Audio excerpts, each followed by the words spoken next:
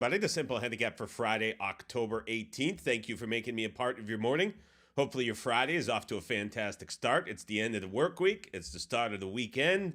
We're looking forward to a big NFL week number 7. I've heard some comments that the audio volume on the podcast has fluctuated quite a bit on Apple and Spotify. So, hopefully, this morning, everything is coming through loud and clear. I think I've finally figured out what the problem is.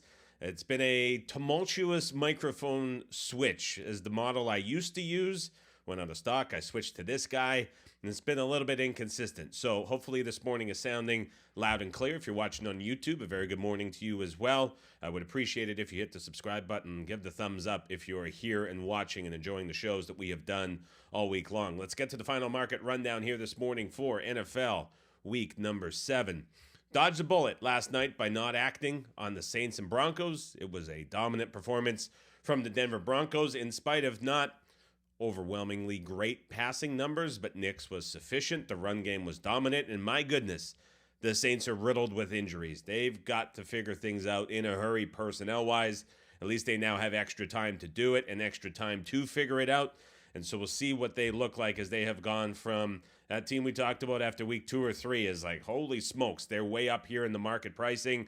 Now we're seeing them fall to the absolute floor. And so when is there going to be a rebound? Are we going to see a bounce back? Are we going to see a QB switch going forward between Rattler and Hayner? Are they going to get back Derek Carr sooner than expected?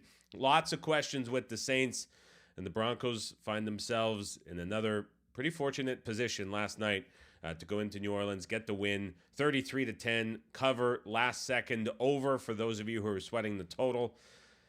Lots to talk about with those two teams. Looking forward to week number 8. Let's finish it up with the market rundown for week 7. The Pats Jags in London. Jacksonville took money yesterday afternoon, likely on the heels of the Pats injury report. Now, I don't know what's going on with the Drake May MRI stuff. There's tweets that Ben initially sent out that are rumored to be false. I'm not sure exactly what's going on there, but when we're looking at the offensive line, there's concerns. On the defense, there's concerns as well, injuries. Definitely watching the left tackle position, watching Duggar and his health in the secondary. Injury concerns all over for the Pats. This is now up to 6. We are seeing the total drop. We've talked about it all week. Rain. Significant wind. The wind is increasing. The rain percentage is increasing. We were looking at multiple models as of yesterday as we source different weather outlets to pull and then we compare. It's looking like the rain is increasing. It's looking like the wind is increasing. We'll see how it comes together in the next 24 hours to get a more concrete solution. But still, like, the big mystery to me in this game is the surface. And here's the thing, my final thought on this game. If the wind is blocked by the roof, that is a much different roof from stadiums in the U.S., and you don't get it, but you get a really bad surface that becomes really wet. In Brazil in week 1, we saw what happens to the defense when the surface and the footing is really bad. And if weather accelerates that further, it's not necessarily a guaranteed under. You have some issues with pass catching, but the wind here is the big factor, and the unknown is how it's going to impact things at field level. If this total continues to drop, I have a bit of a hard time believing that the Jags are still going to get bet, and it's really hard to figure out what we're going to get condition-wise in this spot. So I was honestly surprised to see the Jags get bet a little bit yesterday afternoon and the 5.5s get wiped out. If this total now at 42 shaded under, which very much looks like it's going to drop and continue to comes in lower, I would think we see some dog money come in just a little bit on the Pats in this game if the injury spots clear up a little bit. I did talk with somebody who's connected to a bigger group yesterday, and they said that there was a position taken on an over in this game.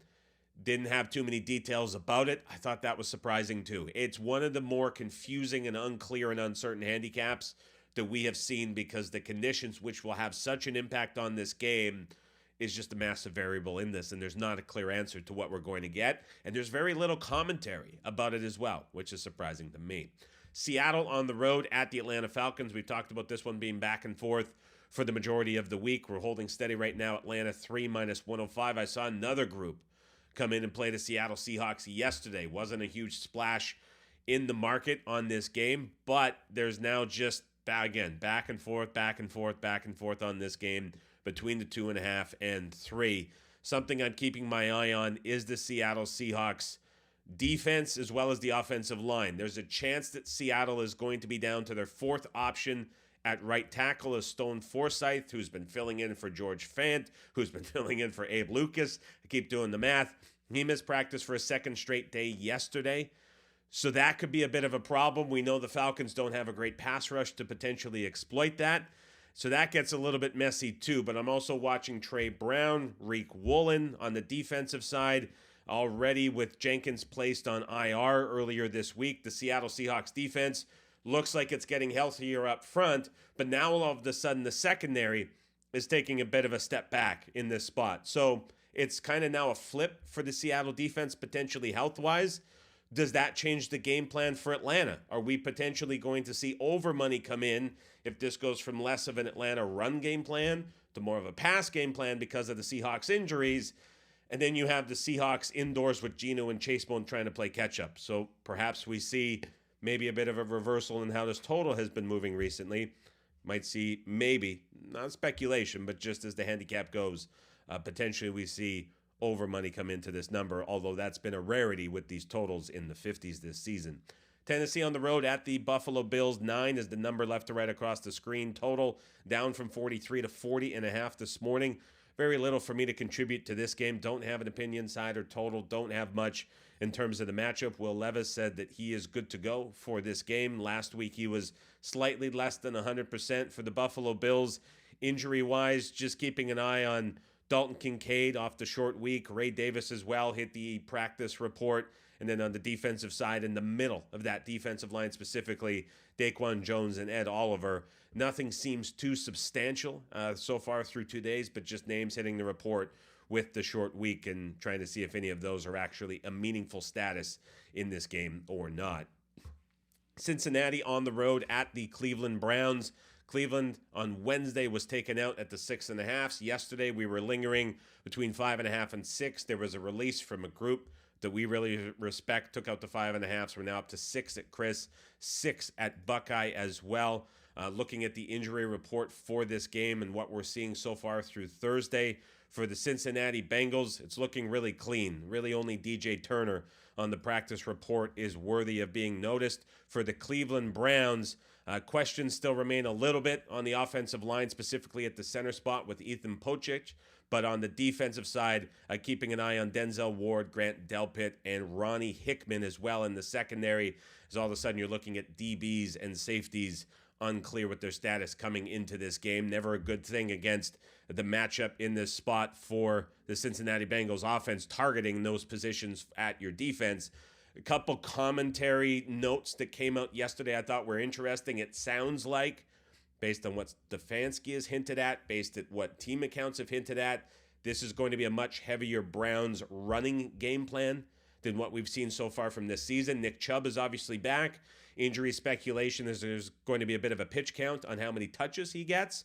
But perhaps this is finally the first time we've seen the Browns' offensive identity in its full force. And if you get the home team running dog getting a pretty wide margin of points, that's an interesting proposition. But certainly there's been a lot of resistance from that from other groups that we monitor and respect. Houston on the road at the Green Bay Packers.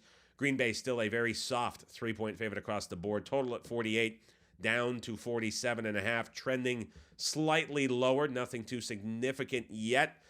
This got as low as 46.5. There was disagreement. Now back up to 47 for the Green Bay Packers. Injury front, Kenny Clark back at practice. Jair Alexander back at practice as well. The only non-participant yesterday on the defensive side was Devontae Wyatt in the middle of that defensive line. 2 DNPs for him. Perhaps an indication that the Packers are going to be without him again in the middle of that defensive line for the Houston Texans. Looking at an injury report for them that doesn't show anything substantial that's not already known on the offensive side of the football. Defensively, looking at 5 different starters on a limited basis so far this week. Statuses to monitor at all 3 levels for multiple starters there later today, and we'll see if those guys are ruled in. Maybe the Packers get a bit of better news coming their way. Perhaps this total shrinks in a little bit further between now and tomorrow. Miami on the road at the Indianapolis Colts. Colts 3 -10 across the board with two exceptions. That's at Chris, that's at Circa, where it is -15 total. 43.5 yesterday on the Sam P segment, as I kind of hinted at yesterday morning. Gave out the Dolphins +3 as the pick for that show. Certainly looking intriguing with the over as well, which is a total I like this week because I'm going dogging over in this spot. Miami will have Devon Achane back. The Indianapolis Colts will have Anthony Richardson back. Looks like another week without Jonathan Taylor. Looks like Trey Sermon's status is in doubt as well, which might make it a Tyler Goodson week. With how the Colts offense is trending and the explosiveness that they've produced with Richardson, and perhaps less emphasis on the run game, we might see things really open up. And then that Miami offense, out of the extra time to prepare, coming into a dome stadium on the fast track with all the speed that they have, I think that's a pretty intriguing matchup. And the Colts have been an over team, a dead over team, really, the entire season, regardless of quarterback. I think the Dolphins can match that in this spot as well. So I like the over in this game at 43.5 to go along with that side on the Miami Dolphins. Detroit on the road at the Minnesota Vikings. Vikings still 1.5-point favorites. Total here, 50.5 over money coming back. And it's a bit of a rarity to see this because this game got to 51 back on the 13th of October. On Monday, we saw it come crashing down to 49.5. There's been unders hit on all of these games in the 50s all season long. We got as high as 51 yesterday, now settled at 50.5 across the screen for the Detroit Lions. Obviously, the Hutchinson injury is significant.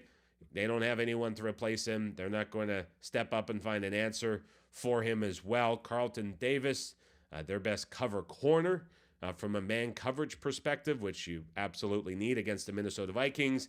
His practice status, a little bit of a question mark at the moment as well. And then you have the Minnesota Vikings coming off extra time to prepare for this game, with Aaron Jones looking somewhat unlikely to play in this game. Injury reports that I've been looking at, some speculation, putting it around 40% that he is able to go. That would be a bit of a blow to the Vikings offense, but it could, again, put emphasis more so on the passing game and the protection of the pocket, which could set up Darnold well with the Lions' reduced pass rush without Hutchinson. You get the indoor game for this one as well. Looking at this total, I guess it could make sense that this is ticking back up. No opinion from me on that one, but just trying to understand why we're seeing what we're seeing so far. Philadelphia Eagles on the road at the New York Giants. The big Giants injury that is worth noting in this spot is obviously Dexter Lawrence, arguably the best nose tackle in all of football so far this season. Speculation is that he is going to be out there for this game, and that would certainly have a massive impact. Also looking at Brian Burns not fully participating in practice yet as well. Malik Neighbors is good to go. Devin Singletary is 50-50 for this game, and it seems like Darius Slayton is fitting into that same category as well. There was a group that played the Philadelphia Eagles yesterday at -3 and pushed this up a little bit further. This was a number that drifted down on Monday and Tuesday with smaller limits. Since we've seen the limit bump, the only notable bet that I have seen or heard about coming in has been on the Philadelphia Eagles. Whether or not that's a sign of things to come, we'll see. But I just wanted to point that one out on this game specifically. Las Vegas Raiders on the road at the LA Rams. Rams a 7-point favorite across the board with a total in this game of 43. The big name everybody is watching for the Rams is Cooper Kupp. They have the Thursday game, which is a significant game against the Minnesota Vikings with all the coaching familiarity that goes into that.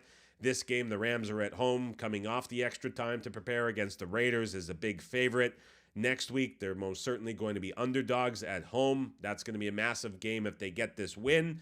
Can they win this game without having Cooper Kupp back against the Raiders? Absolutely. He is participating in a limited basis. Sean McVay is saying that he is out there. The ramp-up is happening. Whether or not it is this week or next Thursday, it's a bit of a question mark at the moment. I don't have the answer for that. I don't think the Rams have the answer for that either. And he has this long history of talking about how he doesn't like playing on turf.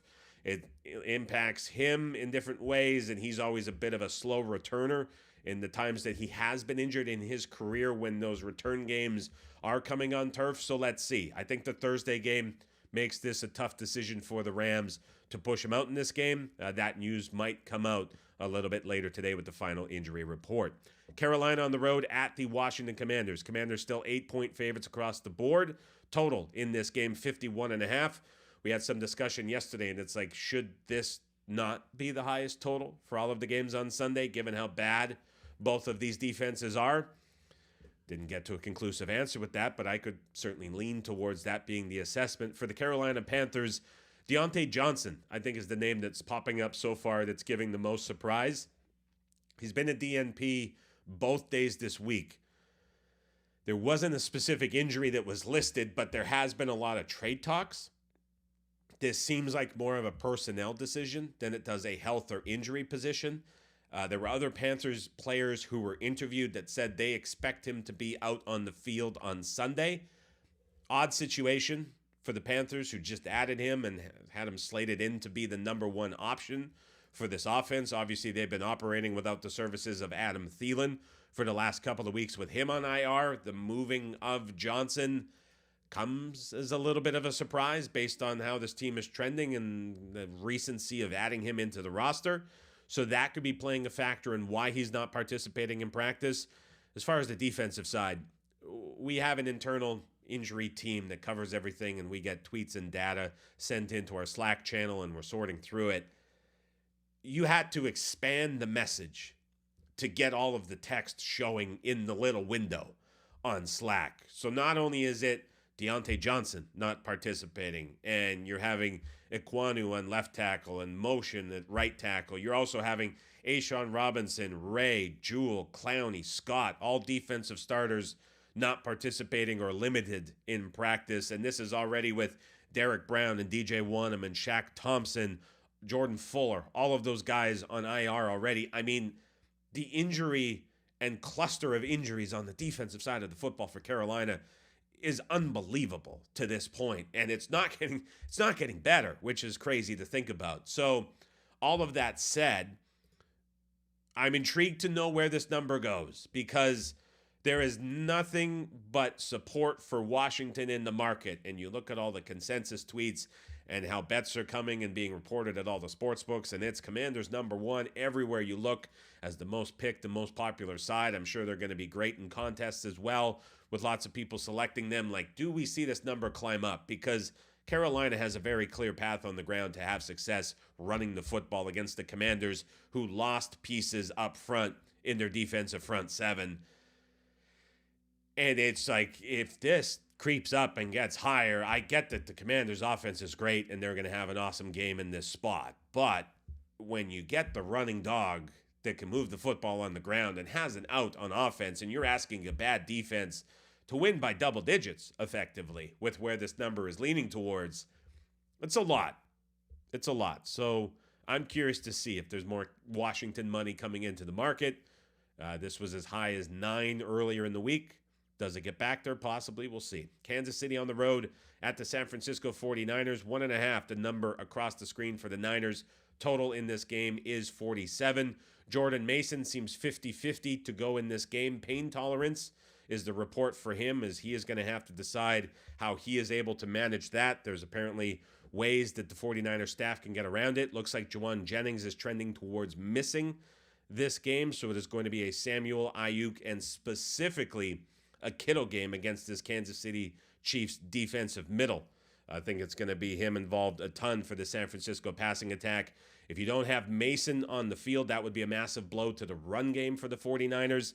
On the 49ers defensive side, keeping an eye on the middle of that defensive line, Malik Collins and Jordan Elliott, two names you have to watch for, which could certainly give the Chiefs a bit of an out. Juju Smith-Schuster pops up with a hamstring injury. Hamstring injuries midweek in practice, not usually a great sign for progress and participation in the game coming up on Sunday. So that is something to see if there's maybe a turnaround and a recovery, but that is not what you want to see if you were the Kansas City Chiefs. There was a group prior to the injury news that we respect that played San Francisco in this game, -1.5, and that's why we're seeing some 2s on the board this morning. New York Jets on the road at the Pittsburgh Steelers. Over money, believe it or not, into the market. 38s are gone. We're up to 39 at Circa this morning, 39 at DK, 39 at FanDuel as well, 38.5 at Chris, shaded to the over, -115. Steelers money back into the market yesterday as well. 2.5s were gone, 2s are gone. We're now down to a 1 flat at Chris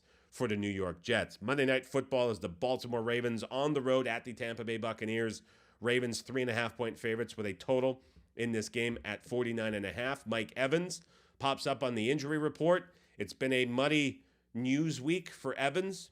He suffered an injury last week in game. Wasn't thought to be much as he continued to play in that game. Now he pops up with a hamstring injury. So what was the unknown injury? It was a hamstring. One of the toughest offensive players in the entire league.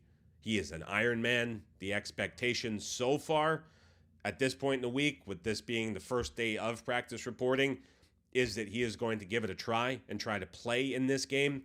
There's probably a limited ceiling on what he could produce if this is something that limits him in practice the next 2 days, as tough as he is. Hamstring injury for receivers that pop up, never ideal, as we just talked about a couple times so far this morning. So that's something I think is quite important into this game, and I think part of the reason why we're seeing this under come back in a little bit is we're now back down to a flat 49. When we were looking at this game yesterday, we were talking about it at a 50, and so his status certainly going to have an impact on this game. And then it's the LA Chargers on the road at the Arizona Cardinals. LA, a 2.5-point favorite from left to right across the screen. Total in this game, 44 with a couple exceptions. 43.5 at Pinnacle, 43.5 at FanDuel, 43.5 at ESPN Bet, as well as Caesars. Chris, Circa, Buckeye, 44. You've heard me talk about how much I like the over in this spot. We released it. We love it. We're looking at this total continue to creep up. And then there's the bonus. We liked it without Marvin Harrison Jr. playing in this game. He got back to practice yesterday, which was significant in terms of progressing through the concussion protocol. Commentary around that injury so far hints that he is going to give it a try and play in this game. That's obviously a big boost. I think it sets up for a great spot for points from both of these teams, and the total continues to creep up. So if you're seeing the 43.5s, not going to be there for long, I don't think, as this gets to the key of 44. If Harrison's in, I think that pushes up to 44, shaded towards 44.5. And I think we're in for a fun late night kickoff, Monday night doubleheader. Like points in that one quite a bit. And so that is the strongest take of the week for sure. And then, as I mentioned, that Miami side and the over in that game with the Colts certainly stands out to me as two bets that are worth playing and ones that I used otherwhere. Again, just to kind of summarize some other positions that I've seen and heard, that Seahawks position has been shared by a couple different groups that I respect. There has been opposition, but that's been a side that a lot of people that I respect have been on. Curious to see what that total does. With some of the injury news that's happening in the Seattle secondary. Again, there was that Pats Jags over yesterday, which was intriguing to me to see come across, and then the 49ers popped up as well. But that will do it for the week. I'm trying to think if there's any other notes that I'm missing. Nothing's coming to mind. If you're in the comments on the YouTube channel down below and there's anything you want to know, is anything you think I can help with, please leave a comment. Please leave a thumbs up. Hit the subscribe button. If you've made it so far through the week, if you made it through the episode, if you're enjoying the show, appreciate everybody for stopping by each and every morning. And, of course, listening on Apple and Spotify. If you enjoyed another week and you have a second before you go, hit that pause button and leave a review down below. It helps me out. It helps the show. It helps the channel and helps support everything that is going on. Have a fantastic Friday, everybody. Have a fantastic weekend. Enjoy the games. Enjoy the couple days of football. I know there's a loaded college slate as well. I'll be back with everybody back here on the YouTube channel and the podcast feed around 4:20 p.m. Pacific time on Sunday afternoon. Talk to you then.